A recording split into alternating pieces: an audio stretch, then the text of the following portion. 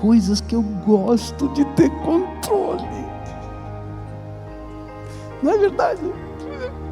E de repente o Senhor diz: você não tem controle. Ai, Senhor, e agora?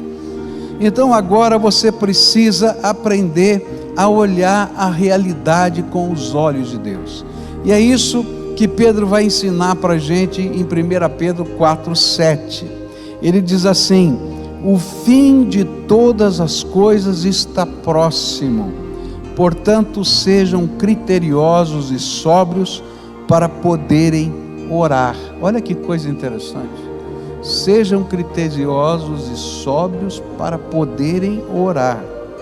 O próximo conselho de Pedro nos adverte para a maneira como nós devemos orar em meio ao sofrimento. Nós devemos orar na perspectiva de Deus. É isso que Pedro está ensinando para a gente. E ele usa duas palavras sinônimas que tentam expressar uma mente não intoxicada ou uma percepção não equivocada.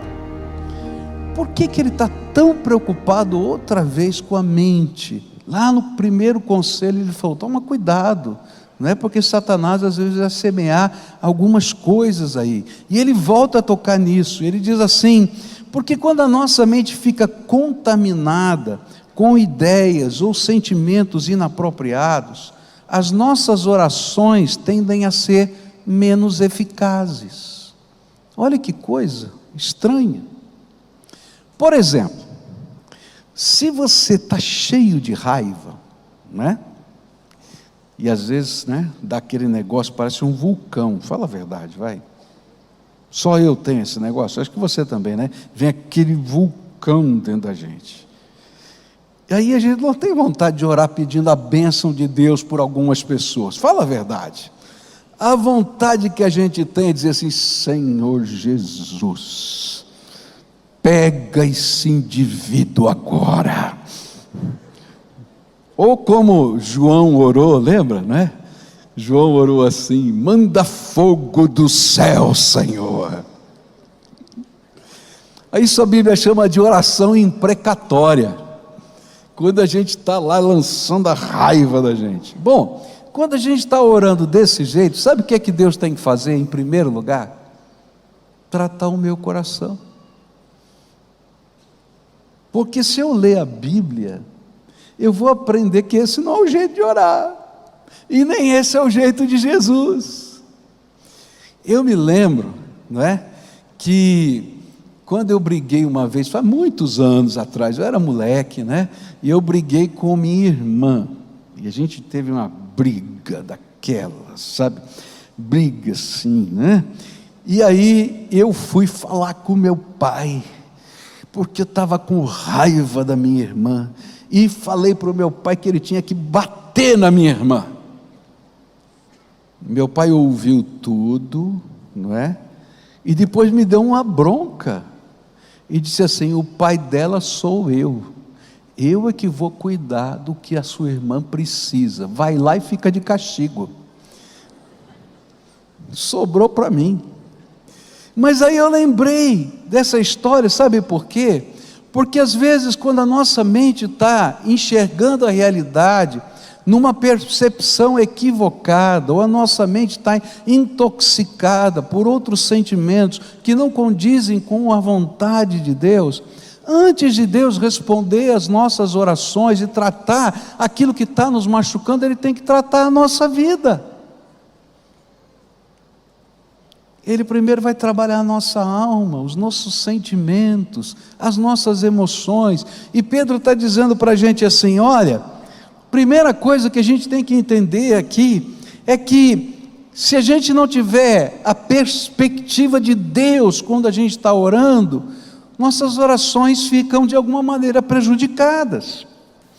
Por exemplo, se nós não somos capazes de perceber a realidade que nos cerca, talvez a nossa oração não seja atendida.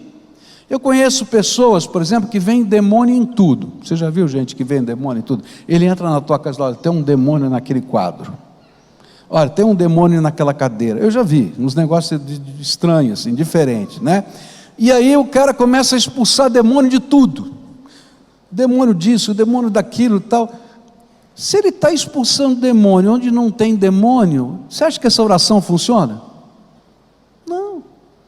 Porque se a nossa mente não tiver na perspectiva correta, ou seja, na perspectiva de Deus, talvez nossas orações não sejam eficazes. E Pedro está falando a respeito disso. A gente tem que ser sóbrio, a gente tem que ter a mente não intoxicada, a gente tem que ter discernimento.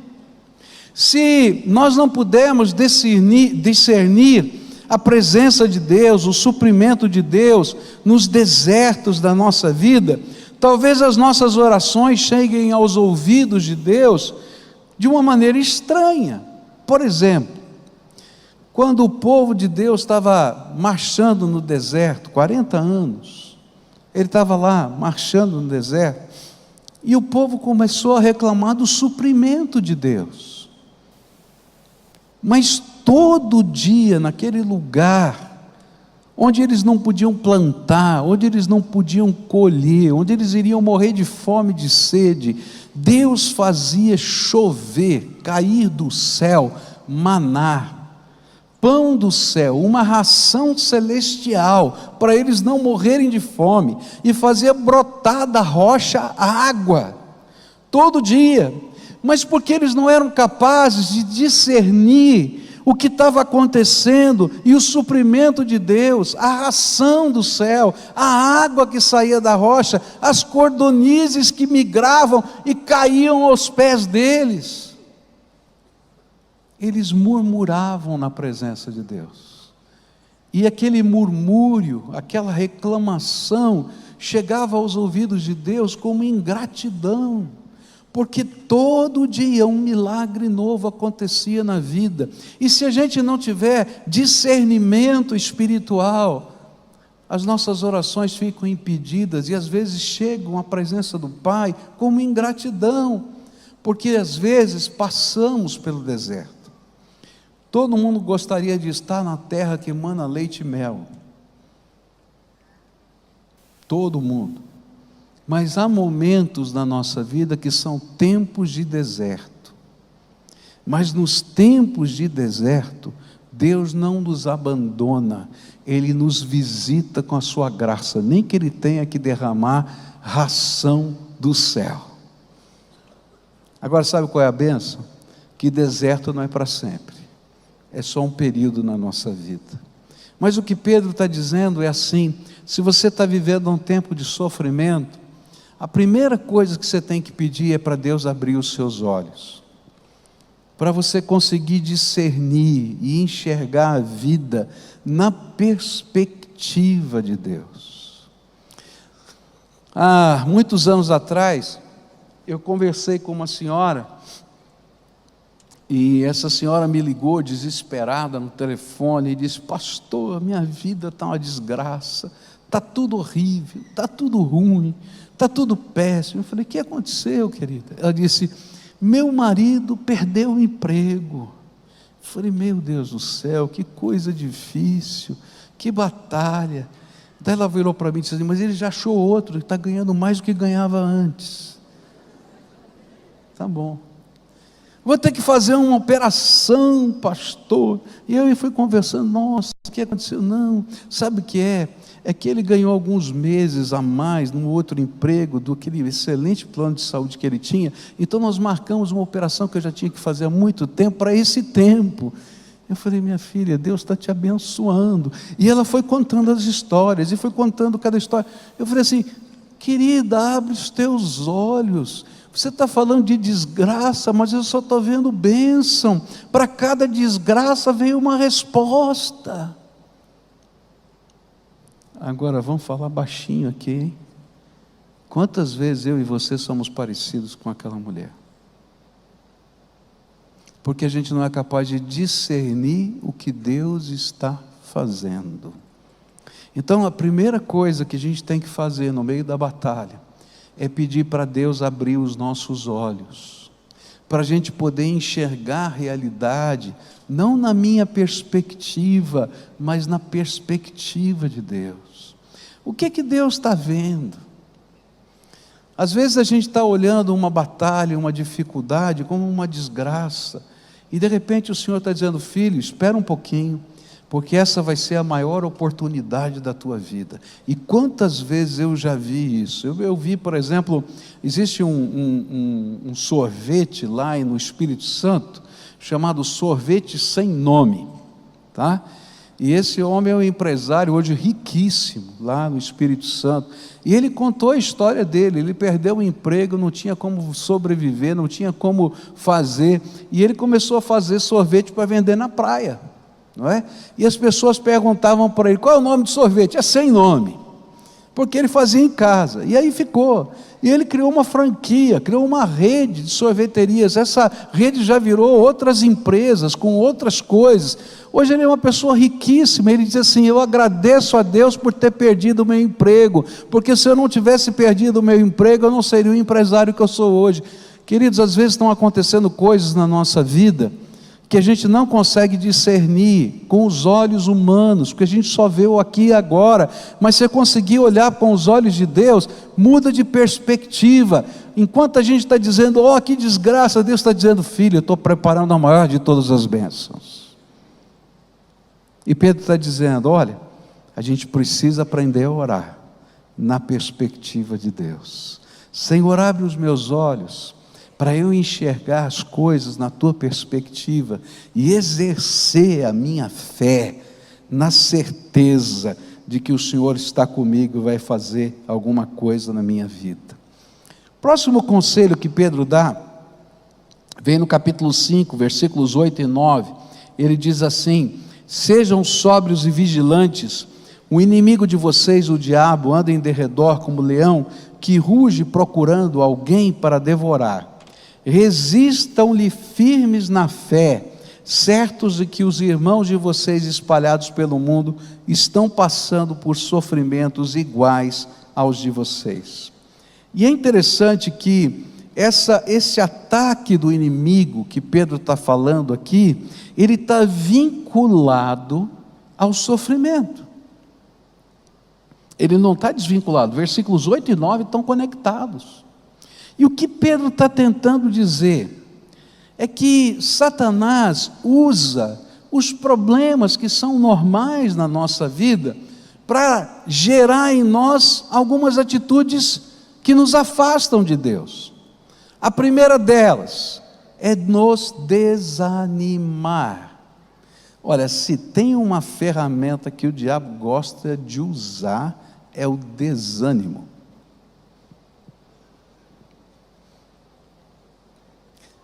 Sabe o que é desânimo?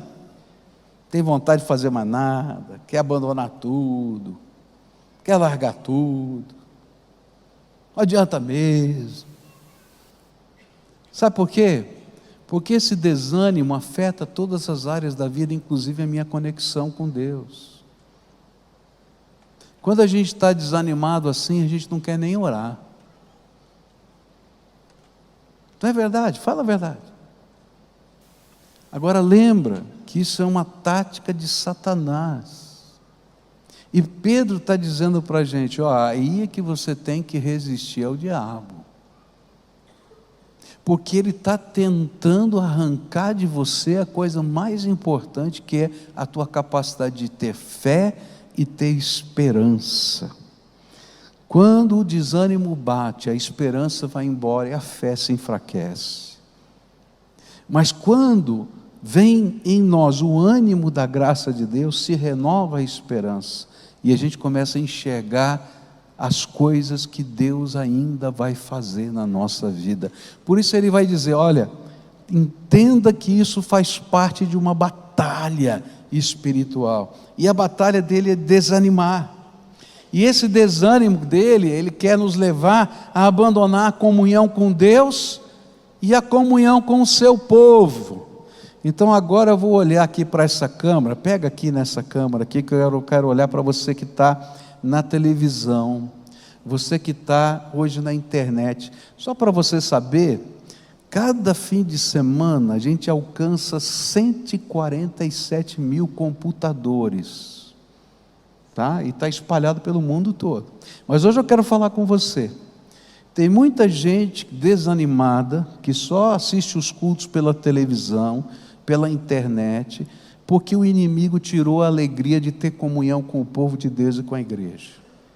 E a Bíblia diz, olha, resiste ao diabo que ele foge de vocês. O ânimo que o Senhor quer é que você se levante da sua cama e esteja na presença do povo de Deus, celebre, sirva, use os seus dons para a glória de Deus. É uma delícia ficar debaixo da coberta, mas Deus tem mais para você, Ele quer usar o poder dEle na tua vida. Não é verdade isso? Não é? E quanto mais a gente fica debaixo da coberta, mais a gente quer ficar. Essa é a arma do desânimo. Satanás quer tirar a alegria do nosso coração, nos levar a abandonar a comunhão, não somente com Deus, mas com o seu povo. E o pior, é que nessa hora, porque ele fica cochichando no nosso ouvido, ele começa a oferecer alternativas, que procedem da mão de Satanás, e que são desgraça e ofendem a Deus. Eu conheço gente, por exemplo, que teve uma desilusão amorosa, e dizem assim, não, agora eu não vou ser mais alguém que tem valores nessa área, eu vou sair com todo mundo, vai acontecer tudo comigo agora. Essas são as alternativas do diabo, e que não preenchem a alma da gente. A Bíblia diz que isso é vazio de vazio, o coração da gente fica vazio. Eu ouço às vezes algumas pessoas dizendo, não, eu sou muito honesto, agora eu vou deixar de ser, porque tem muito bandido rico, e na cadeia também. Gente, esse não é o caminho, mas isso é o cochicho de Satanás, e Pedro está dizendo assim, toma cuidado com esse cochicho, porque não vem do Senhor, e você deve estar conectado com essa realidade para perceber isso, e poder enfrentar essa batalha. Outras vezes, o que o inimigo faz nessa hora, como um leão que está em volta da gente, ele usa crítica à nossa consciência como meio de nos dissuadir. Eu me lembro de uma vez que estava conversando com uma esposa, o esposo dela era uma pessoa viciada em álcool, e ela tentando restaurar o casamento, tentando trabalhar a vida, tentando de todas as maneiras reconectar, e um dia então ele muito embriagado, e ela dizendo, olha, nós temos que buscar ajuda, a gente tem que fazer alguma coisa, e ele olhou para ela e disse assim, eu não quero mais viver com você. E ela disse, mas por quê? Porque você é certinha demais, eu não aguento você. E aí eu me lembro que ela veio aquela semana falar comigo aqui na igreja, lá na igreja onde estava, e ela disse, pastor, olha o que o meu marido falou, que ele não quer mais viver comigo porque eu sou certinha demais. Eu falei assim, menina, você não consegue reconhecer a voz do diabo nessas coisas, não? O homem está bêbado, está caído no chão, daqui a pouco vai perder o emprego porque não consegue se controlar na bebida. Você que mantém a casa, você que ajuda esse homem em tudo quanto é lugar, e você é certinha demais, então o que ele é? Você consegue perceber como às vezes o inimigo inverte tudo, e você se torna o culpado da desgraça do outro? E aí o Senhor diz assim, olha, quando você estiver lidando com as batalhas e as lutas, tenha a sua mente livre para discernir as coisas na perspectiva de Deus, e quando você perceber que são ataques de Satanás, luta contra isso, não entra nessa história. E se vierem críticas, não é? Você deve ficar alegre, porque você está sendo aprovado por Deus. Por isso que Pedro vai dizer em 1 Pedro 4,4, por isso falando mal de vocês, estranho que vocês não se juntam com eles no mesmo excesso de devassidão. E lá nesse texto ele vai dizer: se isso acontecer, se tenham por bem-aventurados, por benditos de Deus. Olha, se o diabo está dizendo que você é certinho demais, você diga aleluia, porque Deus está me aprovando.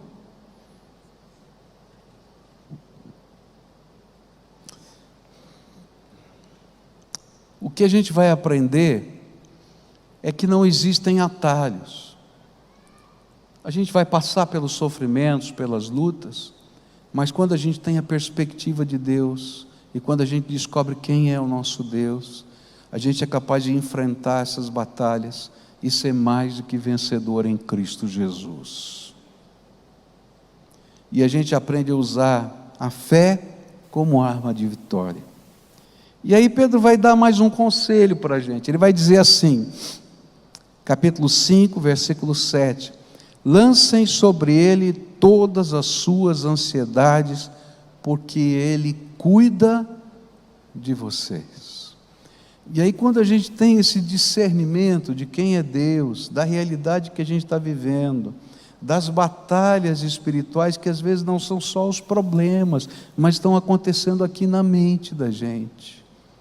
A gente pega tudo aquilo que nos aflige, tudo aquilo que nos preocupa, tudo aquilo que nos angustia, e a gente lança sobre o Senhor toda a preocupação, toda a ansiedade. E é interessante porque Pedro sabia que a ansiedade é parte da nossa natureza humana. Olha, você pode ser a pessoa mais calma do mundo, mas eu quero dizer para você que em alguma situação da vida você vai ficar ansioso. É interessante que eu sou assim uma pessoa muito calma em determinadas circunstâncias da vida. Já aconteceu de tudo comigo. Eu já estava viajando de avião, já caiu aquelas mascrinhas 3 vezes aí, né, no meio da viagem. Até o Elias Dantas, que já viajou o mundo tantas vezes, nunca aconteceu. E disse assim: me diz o avião que você vai que eu não vou, né? Porque já caiu 3 comigo, né?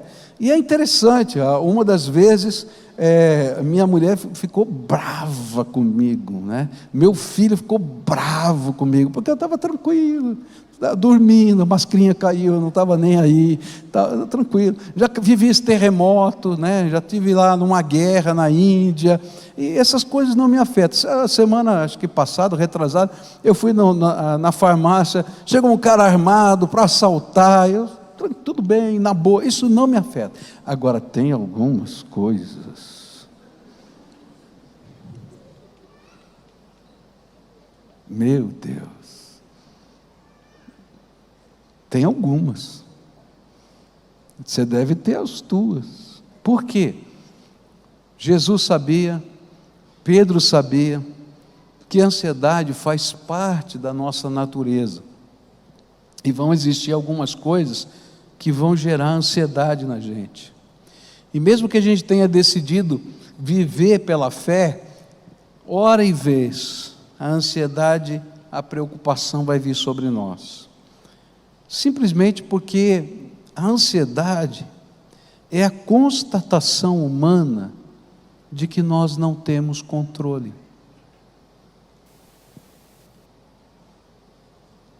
Nós não temos controle. Então, se cair a mascrinha, se vier o ladrão, se eu estiver na guerra, se eu estiver no terremoto, o negócio que vai acontecer é eu morrer. Eu tenho certeza da minha salvação, eu não estou nem aí. Eu não tenho controle nem da minha vida, não posso acrescentar um côvado, diz a Bíblia, ao tamanho da minha vida, então eu não estou nem aí. Mas tem coisas que eu gosto de ter controle. Não é verdade? E de repente o Senhor diz: você não tem controle. Ai, Senhor, e agora? Entende? E é por isso que o Senhor diz para a gente: olha, quando você descobrir que não tem controle e ficar ansioso, lança sobre o Senhor toda a tua ansiedade, porque Ele tem cuidado de você. Às vezes a gente vive sofrimento por antecipação. E ansiedade, preocupação é sofrimento por antecipação daquilo que a gente não tem o controle. E o Senhor diz assim: olha, não precisa viver ansiedade, preocupação, sofrimento por antecipação, porque eu tenho o controle. Então coloca o que você não tem controle nas minhas mãos, e eu vou cuidar de você. Eu vou cuidar de você. E sabe, é difícil colocar na mão de Deus, porque a gente quer controlar Deus. E a gente fica dizendo: Deus, se o Senhor fizer assim, se o Senhor fizer assado, se o Senhor fizer de outro jeito, diz assim: você colocou na minha mão ou não? Mais ou menos. E diz: coloca na minha mão, que eu vou cuidar de você, mas eu vou cuidar do meu jeito. Quando a Cleusa começou esse período de enfermidade, ela não podia se locomover, houve um momento de crise lá em casa, né? Porque a casa sempre foi totalmente controlada por ela, né? E eu me lembro que as pessoas estavam lá para ajudar, de vez em quando ela tem umas recaídas, né? Aí ela dizia para as meninas: eu não posso ir lá, mas fotografa tudo que eu quero ver. Aí fotografa tudo: não, isso aqui você vai mudar de lugar, vai pôr aqui, você faz assim, faz assado. E às vezes, né, a coisa ficava meio tumultuada, e ela dizia: você tem que falar isso, tem que fazer aquilo. Eu falei: peraí, vamos fazer o seguinte, você entregou para fazer, então deixa que eu cuido, mas eu vou cuidar do jeito que eu sei cuidar, do teu jeito eu não consigo, né? E às vezes a gente está fazendo isso com Deus: Deus, mostra a fotografia do que você está fazendo aí, quero ver se eu aprovo. Não é verdade? E aí a palavra do Senhor é o seguinte: não sofra por antecipação, entrega a tua ansiedade ao Senhor, porque Ele cuida de você, e Ele vai fazer melhor do que você. Ele tem projetos maiores do que os seus, Ele tem uma capacidade maior do que a sua, Ele tem conexões maiores do que você tem.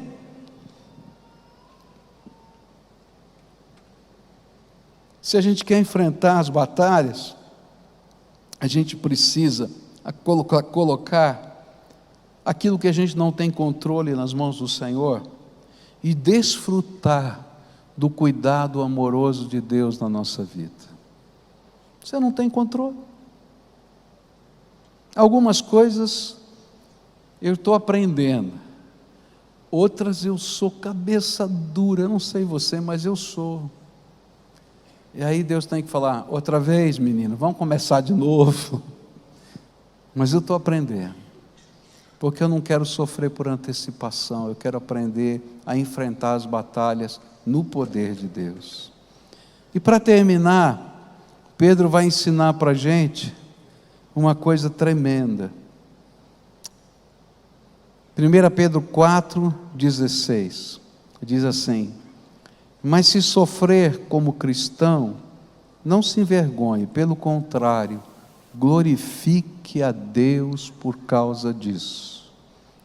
E depois, no capítulo 1, versículos 3 em diante, ele vai dizer assim: bendito seja o Deus e Pai de nosso Senhor Jesus Cristo, que segundo a sua grande misericórdia nos regenerou para uma viva esperança, mediante a ressurreição de Cristo Jesus dentre os mortos, para uma herança que não pode ser destruída e não fica manchada, que não murcha e que está reservada nos céus para vocês, que são guardados pelo poder de Deus mediante a fé para a salvação, preparada para ser revelada no último tempo.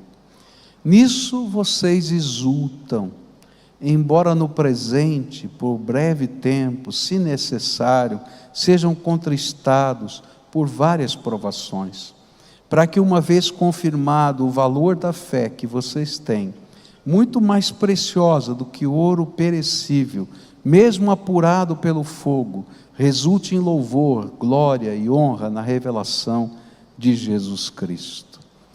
Para terminar, Pedro vai dizer o seguinte: olha, quero ensinar um segredo para vocês. No meio da tribulação, a gente pode louvar a Deus. E como é que a gente louva a Deus no meio da tribulação? Pode parecer uma incoerência. Eu estou sofrendo e louvo a Deus? Tem uns malucos nessa terra, né? Que quando dói, já viu gente que quando dói começa a dar risada? Em vez de chorar, dá risada. Tem uns caras assim, né?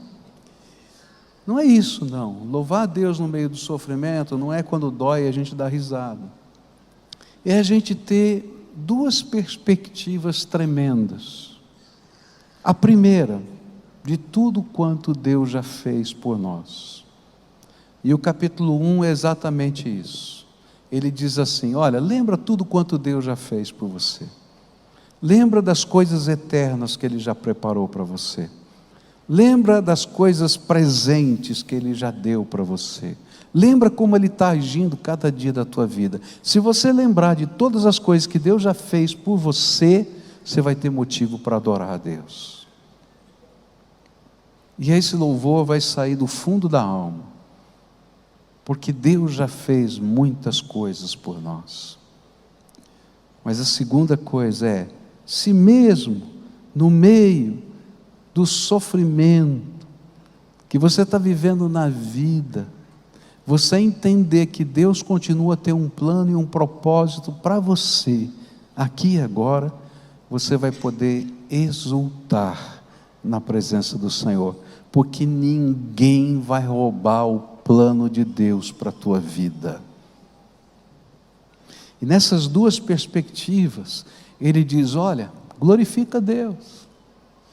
Glorifica a Deus, glorifica a Deus, e as coisas extraordinárias de Deus vão continuar a acontecer.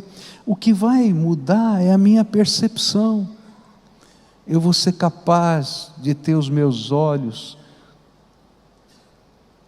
tendo condições de enxergar as coisas que Deus continua a fazer no nosso meio.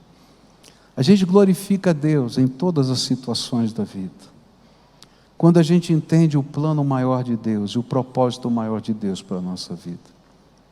Nessa noite eu queria orar com você, porque eu entendo que essa mensagem, antes de tudo, foi para mim.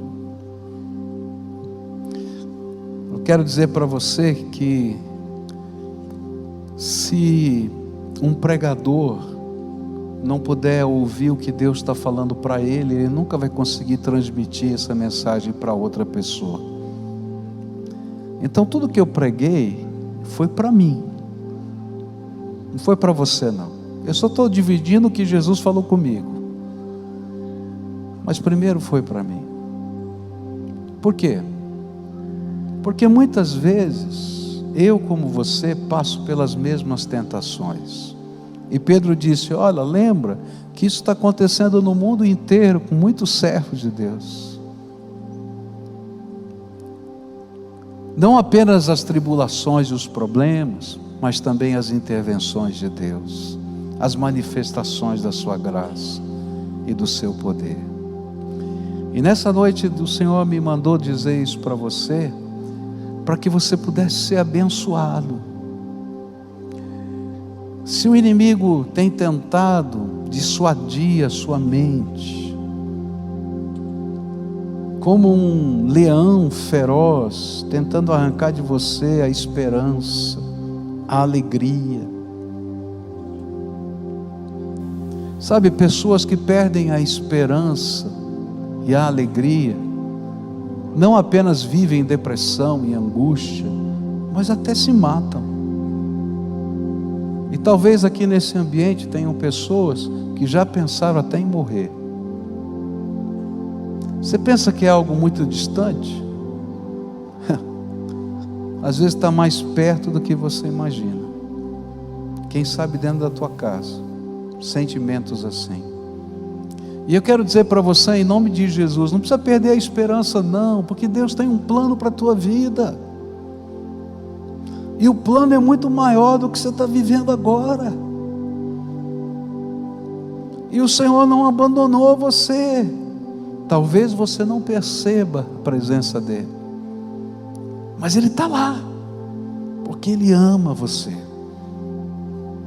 E ele nunca parou de derramar graça sobre a tua vida.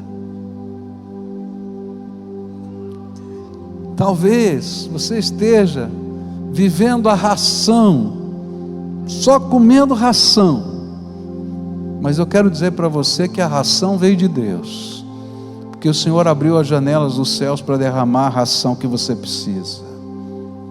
Só tem água, mas a água saiu da rocha, porque o Senhor está fazendo brotar água da rocha.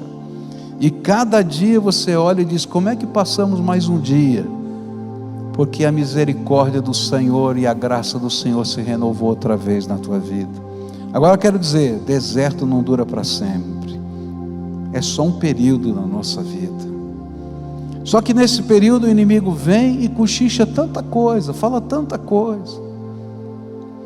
Talvez você esteja olhando para a tua família e dizendo: acabou tudo. Olha, querido, se o Senhor começar a transformar o teu coração, e você deixar, porque primeiro começa na gente, Ele vai continuar transformando o coração de cada um da sua casa. Só muda de perspectiva. Diz: começa comigo, Senhor. Eu quero viver a tua alegria, eu quero viver a tua paz, eu quero viver a tua esperança, eu quero viver a tua certeza. E quando começa isso, o Senhor começa a derramar graça, e a gente pode até louvar a Deus no meio da desgraça, porque o Senhor está conosco, bem do nosso lado. Hoje eu queria orar por você, como a gente fez hoje de manhã. Orar por pessoas a quem o Senhor trouxe aqui nessa noite fria, só para isso, para restabelecer a esperança no teu coração, para você entender que Ele se importa, ainda que o barquinho que você esteja sendo quase que arrebentado pelas ondas, mas Ele se importa e está lá com você. E no momento oportuno, certo, Ele se levanta, repreende as ondas e o mar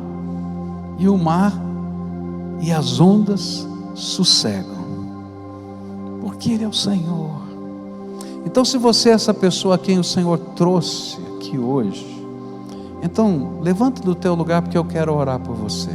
Pode vir aqui na frente para a gente orar junto. Se você está na tua casa, eu vou pedir para você ficar de pé. Às vezes a gente está deitado na cama, está sentado, relaxado, fazendo outras coisas. Agora a gente vai buscar a presença do Senhor. Então, se você está na tua casa, está vendo a televisão, está assistindo pela internet, você vai ficar de pé na presença do Senhor. O Senhor falou comigo: Senhor, estou aqui, eu quero receber essa oração também. E a gente vai estar conectado nesse momento com o Senhor, e a gente vai estar ouvindo a voz do Espírito, e a voz do Espírito está dizendo para a gente: meu plano para você não terminou, tem mais, tem mais, tem mais, tem mais, e tem coisas que você nem pode imaginar, porque eu vou fazer, eu, Deus, vou fazer, eu, o Senhor Todo-Poderoso. Ele vai trabalhar a tua vida, vai mexer em algumas coisas, faz parte do processo de Deus, mas Ele vai derramar a graça dEle, e é a graça dEle que funciona na nossa vida, a graça dEle que nos sustenta, é a graça dEle que nos suporta. Talvez você esteja vivendo o tempo do maná. Quando você olhar para o maná, tá? Não veja como o povo de Israel viu. Que coisa vil é essa? Foi isso que eles falaram. Diga assim: Senhor, obrigado pela ração que chegou, aleluia. Porque você não vai viver o dia inteiro e a vida toda de maná, mas louva a Deus porque a ração caiu do céu hoje, e essa é a parte mais importante. O hoje, agora, amanhã e depois o Senhor vai fazer, Ele tem os seus meios. Você diz: não sei nem como. Não vai saber nunca. Milagre, você vai saber como é que Deus faz? Milagre é milagre. Você vai simplesmente seguir o projeto de Deus. Crê nisso. Vamos orar por isso agora. Vamos colocar isso na presença de Deus, e vamos buscar a face do Senhor. Quais eram as vozes que você estava ouvindo? Identifica essas vozes e diz: não quero ouvir mais. O diabo vai continuar falando. Você vai dizer: não adianta não, porque já mudei de ideia, não quero ouvir você não. Tá? Eu quero ouvir o que eu aprendi do Senhor. Isso é que vale a pena, tá bom? Quando você sair, o inimigo vai continuar cochichando no teu ouvido. Você vai dizer: não, Senhor, eu já aprendi e eu confio naquilo que Deus falou por mim. Isso é fé. A gente confia naquilo que o Senhor falou para o nosso coração, tá bom? Agora, coloca diante de Deus o que está doendo na tua alma. Fala para Deus, você. O que é que está doendo? O que é que te trouxe aqui?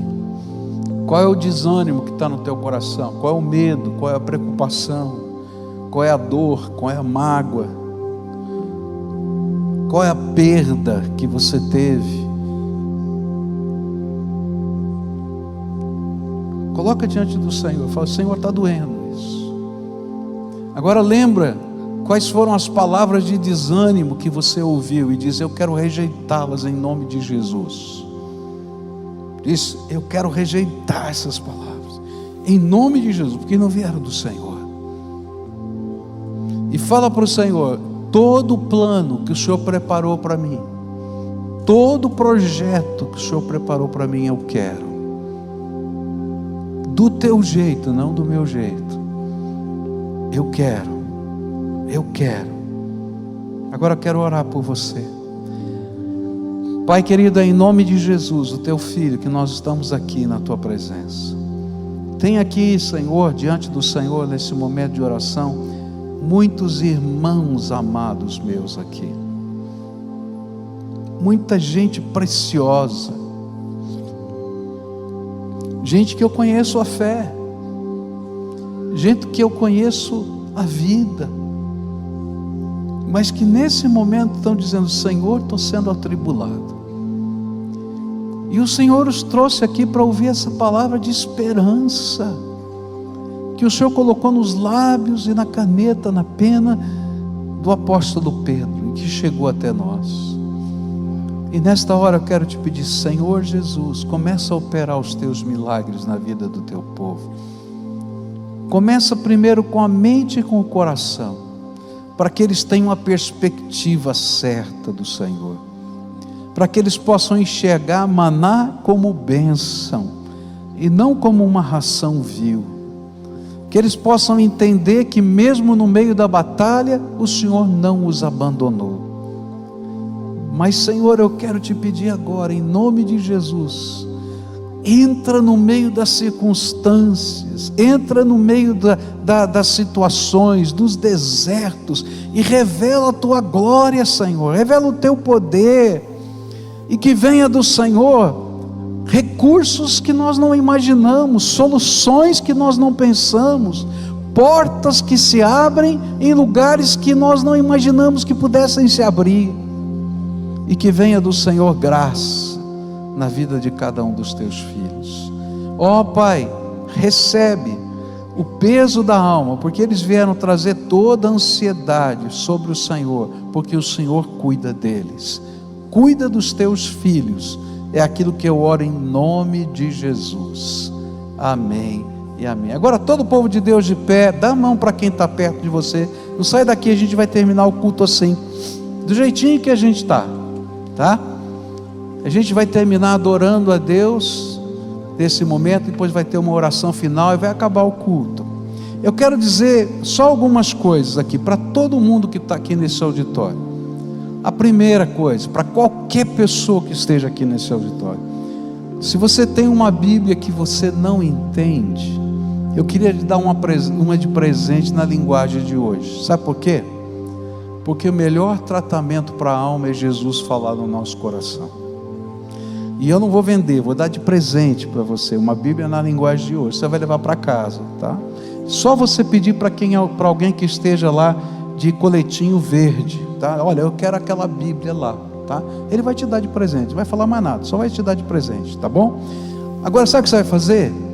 Você vai levar para casa e vai marcar um encontro com Jesus todo dia.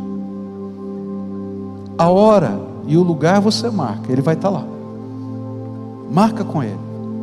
E aquilo que você está vivendo aqui hoje, deixa Ele continuar fazendo a tua vida amanhã, depois de amanhã e depois de amanhã. E Ele vai usar a palavra que está na Bíblia. Começa lá pelo Novo Testamento, a sua leitura, que é mais fácil da gente entender. Ele vai começar a aplicar na tua vida. Ele vai dar respostas para você. Ele fala com a gente. Às vezes a gente ora e a gente parece que está fazendo um monólogo, não é verdade? E Jesus vai dizer: eu quero te ensinar uma coisa. Oração é diálogo, eu quero falar com você. E Ele fala através da Bíblia, tá? Então começa a ler a palavra de Deus e deixa Ele falar com você. A hora e o lugar você marca, porque o mais importante não é um templo. O mais importante é que o seu coração seja o templo, tá? Então isso para qualquer pessoa que está aqui. Nós já tivemos o privilégio esse ano de distribuir mais de 8.000 Bíblias, tá? E a gente faz isso com alegria. Isso para mim é um privilégio que a gente tem, porque se a gente fizer qualquer outra coisa, mas você não puder ter o seu encontro com o Senhor todo dia, então não sei se valeu a pena, porque a gente está aqui para fazer isso, dizer: Jesus quer marcar um encontro com você todo dia. Onde você estiver, no teu trabalho, no teu carro, na tua casa, você marca a hora e o lugar, Ele vai, porque Ele ama você. Então marca lá que Ele vai, tá? E leva a tua Bíblia, tá bom? Se você entregou a tua batalha, o teu problema, eu quero fazer um segundo desafio. Entrega a vida toda para Jesus, porque o problema vai surgir amanhã de novo, depois de amanhã vai vir outro, porque no mundo a gente tem aflição. Agora, quando a gente entrega a vida e Ele mora dentro do coração da gente, Ele está conosco todos os dias até a consumação dos séculos, tá? Então lembra disso. Se nessa jornada espiritual você quiser que alguém te acompanhe, tá? Tá bom, eu coloquei a minha vida, e qual é o próximo passo? Então você pergunta para algum daqueles moços lá, moças de verde lá, de coletinho verde, eles vão dizer: ó, o próximo passo é esse, a gente vai acompanhar você, vai colocar alguém para acompanhar você. Mas o nosso grande propósito é que você possa conhecer o poder de Deus, a misericórdia dEle na tua vida. E esse é um privilégio só teu e do teu Senhor. E Ele vai visitar você, e você vai viver isso como experiência tua, não de terceiros, tua, tá bom? Então leva isso com fé. Com fé. O Senhor tem um plano para mim, e eu quero todo o plano que Ele tem para a minha vida. Amém?